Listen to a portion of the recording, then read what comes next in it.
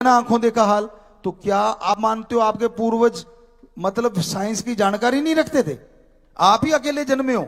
अरे आपसे पहले साइंस चरम सीमा पे थी हमारे देश में, तभी पूरा वर्ड सीखने आता था इस देश में।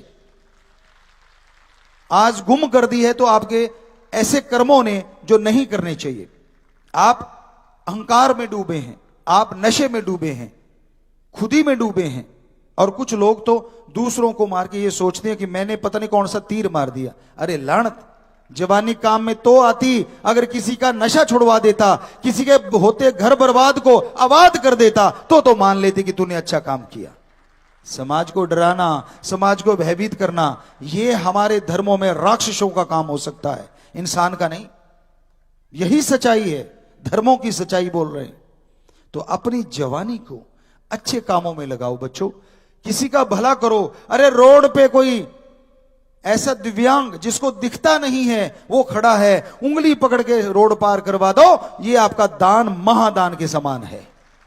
अरे कोई रोड पे तड़पते हुए का इलाज करवा दो, उठा के ले जाओ हॉस्पिटल में, ये अच्छा दान है। ना कि यहां पहले ही महल बने हुए वहां पैसा चढ़ाया, माथा टेका कि मैंने तो दान कर दिया। इसका फल मिले ना मिले हमें नहीं पता, पर उसका फल ना मिले हम आपको गारंटी देते हैं। किसी बीमार का इलाज करवा दो, भूखे को खाना खिला दो, चाहे वो पशु पक्षी परिंदा आदमी क्यों ना हो, जरूर मिलेगा फल। पैसा अगर आपके पास ज्यादा है, बजाय किसी के चढ़ाने के घर में रखो और जरूरतमंद की मदद कर दो। उसी टाइम अगर आपको आत्मिक संतुष्टि ना मिले तो कह देना। जब उसके चेहरे पे एक शांति देखोगे, अरे रोते चेहरे पे जब मुस्कुराहट आ जाएगी, आपकी आत्मा को उसकी दुआ जरूर काम कर जाएगी। जरूर आपके अंदर भी एक असीम शांति का एहसास होगा, एक खुशी महसूस होगी। हमने आजमाया है, हमारे करोड़ों बच्चों ने आजमाया, तो हम इतने दावे से कह रहे हैं कि हाँ ऐसा होता है।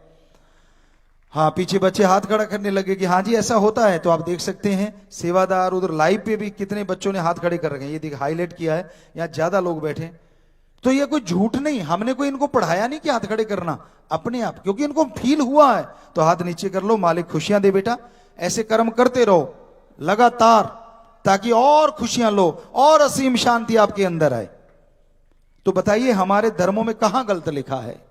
कोई जात मजहब धर्म ने नहीं बनाया, नाम पढ़ते गए, भाषाएं बदलती गई, आदमी सीखने के ललक में नई नई भाषाएं बनाता गया, और उन भाषाओं में ऐसे संत आते गए जिन्होंने रिसर्च करता आते गए, जिन्होंने उस भाषा में कुछ लिख दिया, तो वो उस धर्म का नाम हो गया।